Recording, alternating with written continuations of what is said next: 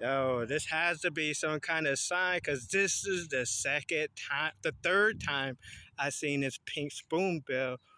I wasn't sure if it was a pink ibis because it was flying in the sky, but it was flying. I'm at like Hollingsworth right now. Um, but I seen it a couple of days ago flying through the sky. Then I seen it this morning on my walk flying through the sky, and I couldn't tell. I guess this is where it was going. They're they're pretty rare. You see them every now and then. And normally it's one, maybe two. Hey, love. Okay, I'm gonna go. Nice seeing you. But anywho, yeah, wild ones, very long.